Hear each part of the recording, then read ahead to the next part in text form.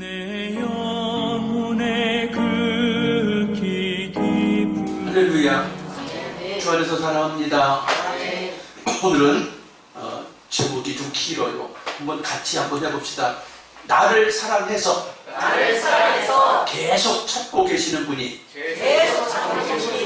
있다. 아멘.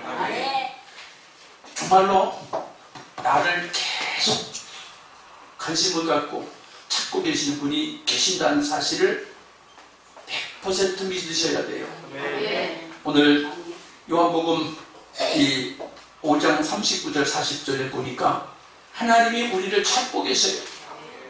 하나님이 우리를 찾고 계시는데 오늘 말씀을 전하면서 실화를 이야기하면서 함께 나누고 싶습니다.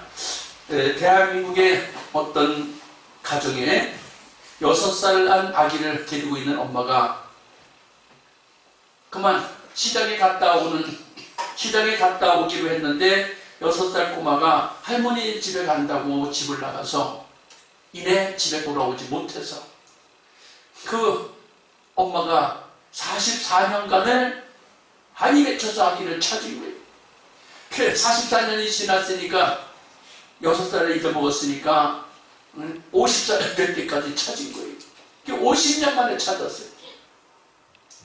그래서 어릴 때 그 얼굴 사진을 가지고 찾기 시작했어요. 동네방네 소문내고 또 방송국에도 나가서 이야기하고 더 나가서 입양기관에까지 가서 내 자녀가 혹시 해외로 팔려갔을까 해서 입양기관에 가서 문의도 하고 수단과 방법을 가리지 않고 찾았는데 도저히 나타나질 않아서 이제 유전자 검사라는 걸 해서 또 그것까지 알려주고 그런데 입양기관에서 연락이 왔습니다. 언제? 49년 되던 해에 연락이 왔어요. 아이를 잊어먹은 지 49년 되던 해에 연락이 왔어요. 43년 되던 해에 연락이 오고 6살이니까 이 아이가 유전자가 너무 똑같다. 그런데 입양기관을 통해서 미국에 가 있다. 그래서 만나서 공항으로 이렇게 오도록 돼서 엄마가 공항으로 마중을 나갔는데 44년 만에 만나는 그 딸이 보는 순간에 저게 내 딸이구나. 그 또 딸은 보는 순간에 내 엄마구나를 알 수 있었다는 것이 왜 그렇게 한눈에 알아볼 수 있었을까? 긴 시간이 흘려서 6살짜리 꼬마가 50살이 됐는데 그걸 어떻게 한눈에 알아볼 수 있었을까? 이것을 오늘날은 유전자라고 그래. 유전자. 그 어릴 때나 나이 먹을 때나 다 판박이처럼 부모 자식 간에는 나타나는 것이에요. 그런데 한눈에 알아볼 수 있었다고 했는데 이 예화를 제가 하는 이야기는 하나님은 천지를 창조하시고 아담과 하와를 만들어 놓으시고 그 후손들을 사랑하셔서 지금도 우리를 찾고 계세요. 이 지구촌에 하나님의 백성들을 찾고 계세요. 구원받아야 할 주의 백성들이 어디 있나 찾고 계세요. 근데 그 찾고 계시는 하나님 아버지 마음을 알고 오, 내 아버지 하나님 하고 찾아오면 좋은데 못 찾아오는 거예요. 안 찾는 거예요. 왜 안 찾을까? 오늘 여기서 깨달아야 될 일은 첫째, 하나님이 내 아버지라는 것을 여러분이 아셔야 돼요. 하나님이 내 아버지라는 걸 어떻게 우리가 입증하느냐? 창세기 1장 26절, 27절, 28절에 보니까 하나님이 자기 형상, 자기 모양, 자기 형상대로 사람을 만들자 해서 사람을 만든 것이 아담과 하와예요. 그 아담과 하와의 형상이 곧 하나님의 형상인 것이에요. 나와 여러분의 형상이 곧 아담과 하와의 유전자를 물려받았어요. 그런데 우리 사람을 또 아담과 하와는 누구 유전자를 물려받았어요? 하나님의 모양, 하나님의 형상, 하나님의 성품을 물려받았기 때문에 사람들마다 그 심령 깊은 곳에는 하나님의 형상이 있어요. 하나님의 성품이 들어져 있어요. 하나님 하나님의 인격이 여러분 속에 다 들어있어요. 근데 그것을 신앙생활을 오래 하고 교회를 오래 다니고 성경을 깊숙이 아멘 아멘 하고 받는 사람들은 그렇지, 이 말씀대로 내가 살아야지, 내가 하나님의 자녀지, 내가 하나님의 백성이지, 나는 그의 기르시는 양이지 하고 확신하는 사람들은 하나님을 아버지라고 부르는 일에 주저하지 않아요. 지금 이 시간에 내가 정말 조용히 나는 하나님을 아버지라고 부를 수 있는가? 그게 의심되는 사람이 있을 수도 있어요. 교회를 가니까 의식적으로 하나님 아버지 그러는데 나는 하나님을 아버지라고 부르기가 거북스러운데 유전자 확인이 안 된 거예요.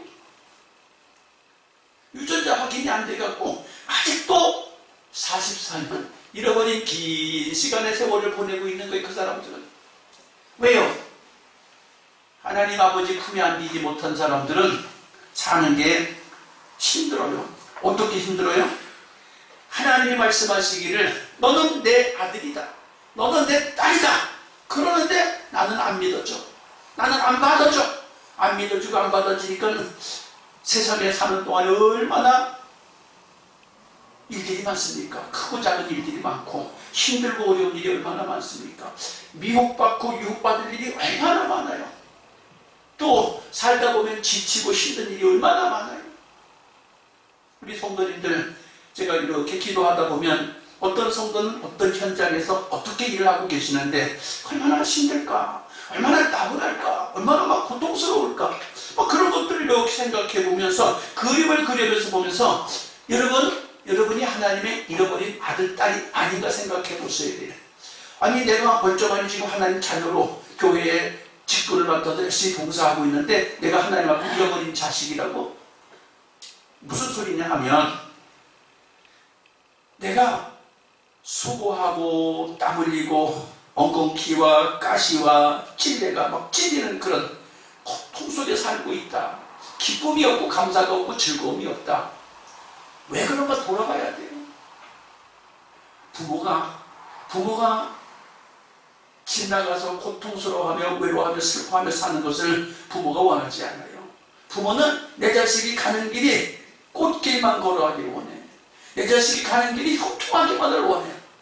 본래 인생은 꽃길만 걷고 아주 형통한 길만 걸을 수 있는 인생은 아무도 없어요. 그런데 부모는 그런 마음을 갖고 계신다는 말이에요. 그래서 시집간 딸이 친정에 가기만 하면 모든 마음이 싹 풀어진다는 거죠. 시집간 딸이 친정에만 가면 모든 마음이 싹 풀어진다. 얼마나 행복하겠어요. 그런데 자기가 살고 있는 집에는 너무너무 해야 될 일도 많고 책임져야 될 일도 많고 감당해야 될 일 많이 너무 무거운 거예요. 오늘 이 시대에 저와 여러분이 세상 살아가면서 회사에서, 일터에서, 사업장에서 해야 할 일이 얼마나 많습니까? 일이 잘 되면 잘 돼서 힘들고 안 되면 안 돼서 힘들고 잘 풀리면 잘 풀려서 그냥 건들 데가 없어요. 그런데 이게 왜 그럴까? 그러다 보니까 점점 더 주님의 얼굴을 볼 생각도 못하고 주님을 가까이 할 생각도 못하고 외롭게 소외되고 등 돌리고 사는 거예요. 근데 하나님이 부르십니다. 아담아, 아담아 불러요. 아담아, 아담아가 부르는데 그 아담이 나예요. 하나님 부르시는 방법은 가지가지야. 힘들어 지쳐 있을 때, 몸이 아파 병들어서 정말 고통스러워할 때, 내가 너무너무 경제적으로 쪼들려서 어찌할 바를 모르고 눈물 흘리고 있을 때, 속이 불타고 있어요. 감당이 안 돼요. 가슴이 막 진정이 안 되고 있을 때 주님이 그렇게 나를 부르는 신호예요. 너 어디냐? 아담아 너 어디냐? 하고 주님이 부르는 신호예요. 한 주간 동안 사시면서 아팠어, 힘들었어, 경제적인 것 때문에 어려웠어, 삶의 현장 내가 맡은 업무 때문에 막 버거워서 고통스러웠어. 여러분 주님이 나를 찾고 계시는 거예요. 어디니 너? 너 어디니? 라고 찾고 계시는 사실을 깨달으셔야 돼요. 그러면 깨달으시면 깨달으시면 우리는 어떻게 해야 돼요? 베드로후서 3장 8절에 이렇게 되어 있네요. 사랑하는 자들아, 주께서는 하루가 천년 같고 천년이 하루 같은 이 하루를 한 가지 잊지 마라. 주의 약속은 어떠냐? 더디다고 생각하는 것 같이 더딘 것이 아니라 오직 너희를 대하여 오래 참으사 아무도 멸망치 않고 다 회개 하여 이르기를 원하신다. 하나님은 수천 년 동안 우리를 찾고 계셨대요. 이 지구촌에 아담과 하와를 보내놓고 나서 계속 하나님의 사람들을 찾고 계시는데 복음이 전달되고 계속 전달되고 계속 전달이 돼도 여전히 하나님을 아버지라고 부르지 못하는 사람들이 세계 곳곳에 너무 많이 있는 거예요. 그런데 나도 내가 지금 이 자리에 예배당에 예배드리는 장소에 와서 있음에도 불구하고 내가 하나님이 찾고 있는 소리를 못 듣고 있진 않는가 살펴봐야 돼. 이 자리에 앉아 있으면서도 하나님의 소리가 들리지 않는 사람이 있어요. 무슨 소리야? 그 목사님 지금 열심히 설교하는 소리 눈 똑바로 뜨고 잘 듣고 있는데 무슨 소리야? 예, 제가 전하는 이 말씀을 듣고 마음에 아멘 이게 나오지 않으면 합당하게 받아들여지지 못하고 있는 거예요.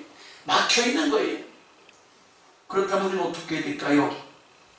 구약 성경에 신약 성경에 수많은 선지자들이 하나님의 사람들을 불러 모으고 돌아오라 내게로 오라 주님 앞에 오라고 수없이 두들기고 녹화하고 있습니다. 특히 신약 성경 13권을 기록한 사도 바울 같은 이는 하나님의 자녀들을 찾기 위해서 그는 세상의 모든 좋다고 하는 걸 다 내려놨어요. 바울이 사역자로 부름받고 난 뒤에 부모, 형제, 처자, 너 부귀, 영화 이런 걸 다 내려놨어요. 그의 표현에 의하면 배설물같이 여겼다고요.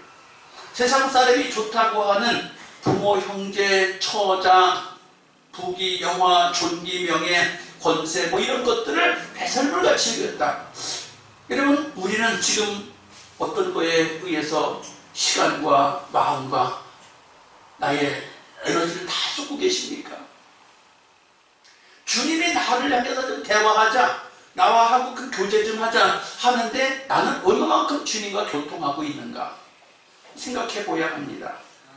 그래서 내가 지금 주님은 안 보이고 일그러져 있고 찌그러져 있지 않는가 한번 생각해 봐야 돼. 내가 살고 있는 나의 모습이 일그러져 있고 찌그러져 있지는 않는가. 우리는 항상 기뻐하라, 쉬지 말고 기도하라, 범사에 감사하라. 이것이 일어나야 돼. 아침에 눈 비비고 일어나면 주님 때문에 주님 잘 잤습니다 나와야 돼. 일어나서 세수하고 옷 갈아입고 밥 먹으면서 주님 밥 줘서 감사합니다.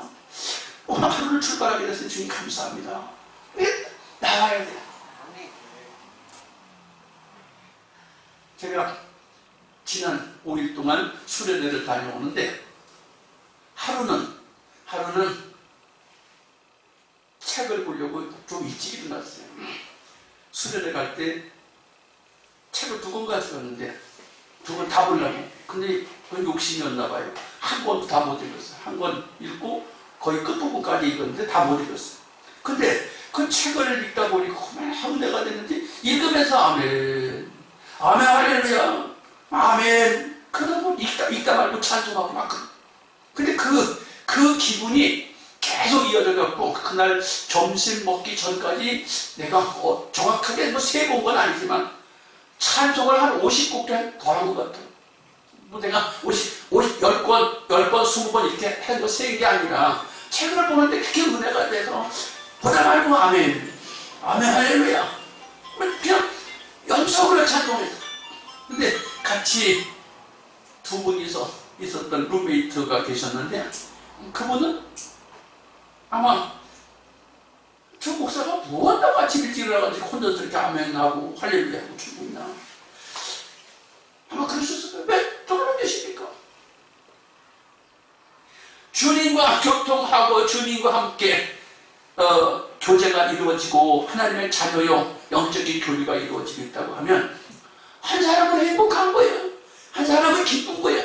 한 사람은 아무 관심도 없어 자고 있는 거야. 물론 그분 나름대로 뭐 잠을 잤든지 기도를 했든지 알 수 없지만, 여러분 똑같은 예배의 자리에 앉아 있으면서도 불구하고 예배에 내가 얼마나 집중하고 주의 은혜가 임하느냐 그 말이에요.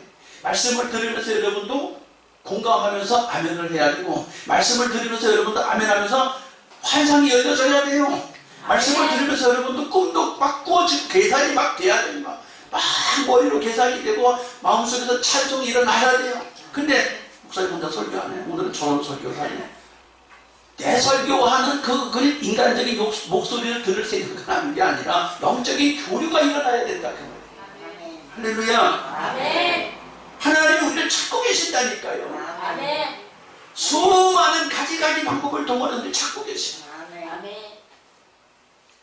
내가 나의 형편과 처지를 가만히 생각해보면 내가 일그러져 있구나, 내가 찌그러져 있구나, 내가 부축 어깨가 처져 있구나. 그러면 지금 주님이 부르시는 신호인 줄 알게 축복합니다. 아멘.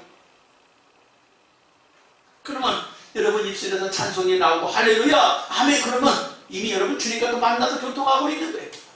그런 상태가 돼야 되지, 입술에서 언제 찬송이 나왔는지, 입술에서 언제 감사가 나왔는지, 입술에서 언제 즐거워서 하는 그게 있었는지 없다면 나는 주님과 교통하는 것을 과거 이야기로 데우고 마는 것이 기뻐해야 됩니다. 주님이 찾고 계시는데 주님 나 여기 있어요, 주님 나 아시지요, 즐거워하면서 교통하는 여러분 되시면 아무리 내가 찌그러져 있고 아무리 내가 우겨싸임을 당해 있고 아무리 내가 어그러진 곳에 있다 할지라도 금방 일어나요. 어떻게? 풍선에다가 바람을 불면 그냥 팍 일어나는 것처럼 금방 회복이 돼요.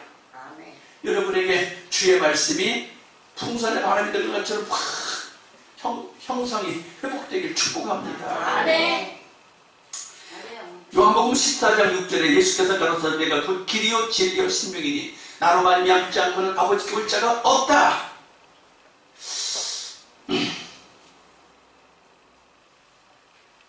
하나님 만나는 길은 예수께로 가는 거예요. 예수 앞에 나가는 거예요.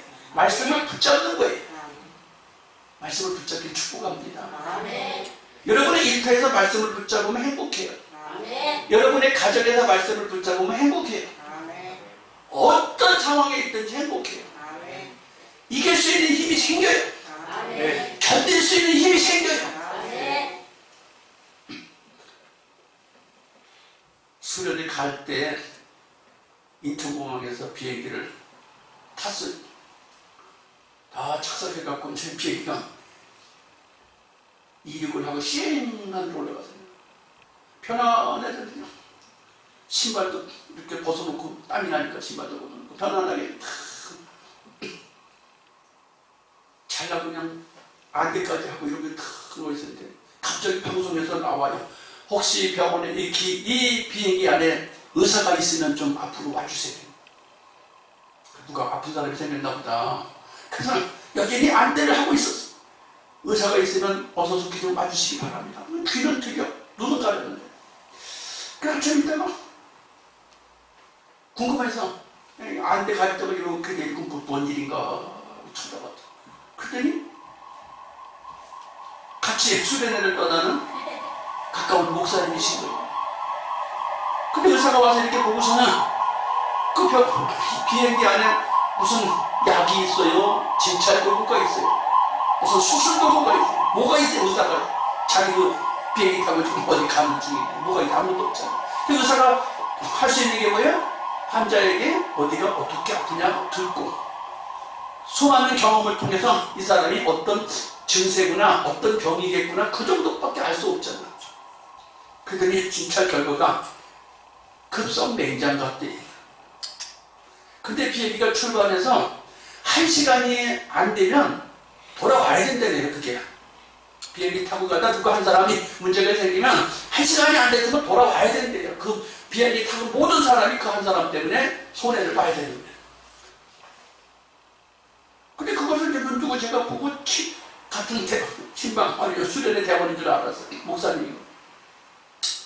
그 의사는 자기 자리로 돌아가고 앉았고, 그 목사님은 앞에다가 홀쭉 앉으시고, 또 그 가이드, 우리를 인솔하는 가이드는 몸될 바를 모르고 막 허칠 줄 모르고. 그러다가, 아, 내가 이러고 있으면 안 되지. 그 환자한테 가서 엘리야처럼 엎드려갖고, 비행기 의자 좁잖아요. 이렇게 의자 좌석 자리 치우고 엎드려갖고, 귀에다 대고, 비행기 시끄럽잖아요. 시끄러우니까 귀에다 대고, 예수의 이름으로, 예수 피로 깨끗해질지어다. 오늘 기도했어요. 한참 해서 한참. 근데 대답을 안 해. 아프다 죽겠다고. 아멘을 해야지 치우다니까. 아멘 하고. 그리고 기도해주고, 이제 저는 나왔어요.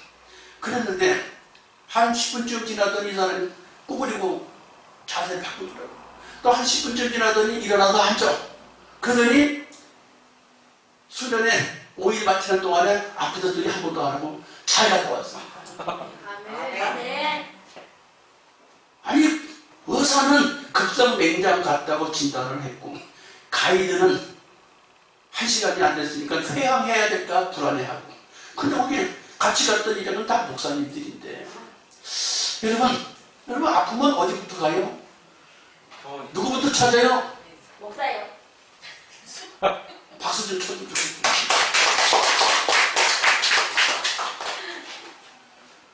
여기 땅바닥에서는 아프면 병원부터 간다는 게 대부분 통상적일 수 있는데, 비행기에서 아픈데 누굴 찾아야 되냐고.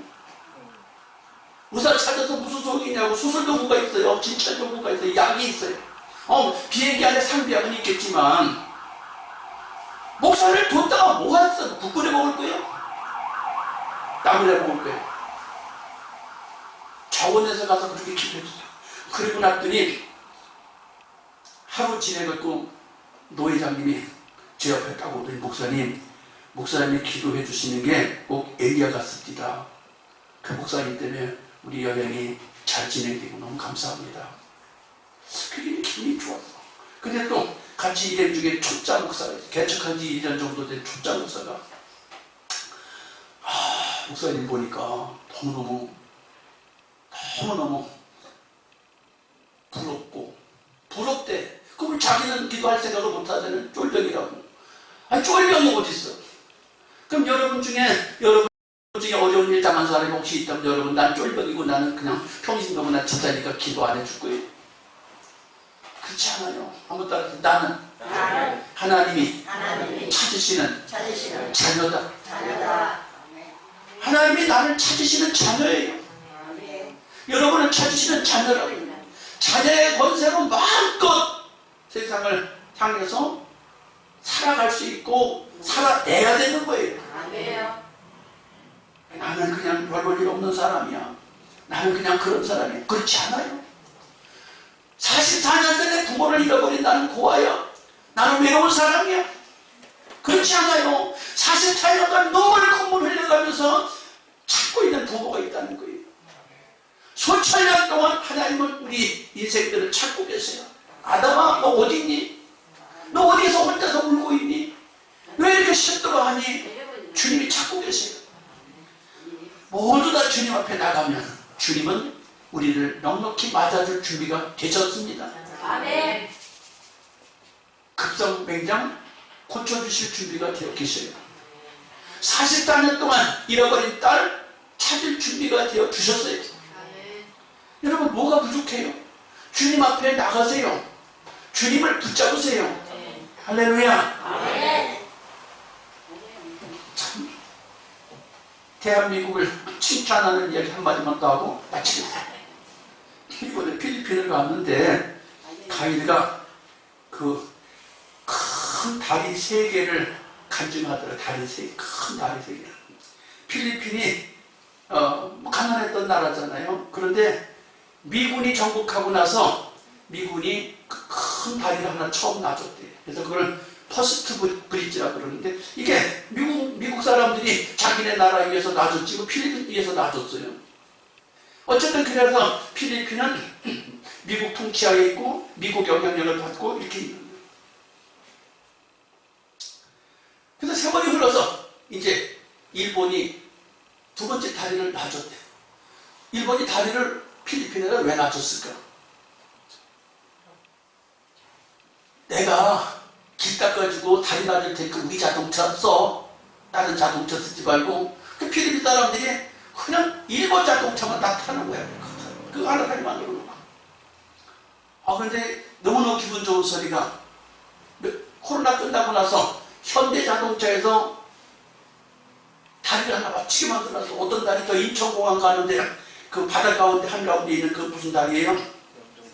인천공항대교인가 뭐 그 다리 멋있게 만든 거 있잖아요. 꼭 그거 비슷하게 두 개의 기둥이 딱 올라갔는데 거기 바다 한가운데 다리를 이렇게 크게 놔줘서 서드 브릿지라고 하는데 낮에 볼 때는 그냥 뭐 그냥 한국에서는 흔히 볼 수 있는 다리니까 그냥 그랬는데 밤에 보니까 거기다가 조명을 쫙쫙 해놨는데 현대가 무슨 기독교에 선전하는 것 마냥 그 다리 그 기둥 쭉 올라갔는데 십자가를 탁 했는데 그 기둥 두 개 세운 게 십자가 모양으로 하나 네온을 집어넣어갖고 쌍 십자가가 탁 해서가고 야 이게 기독교 선전을 하냐고 그런 게 아니라 필리핀이 하도 외국 침입을 받아갖고 거의가 다 가톨릭 신자예요. 필리핀 전 국민 거의가 다 가톨릭 신자예요.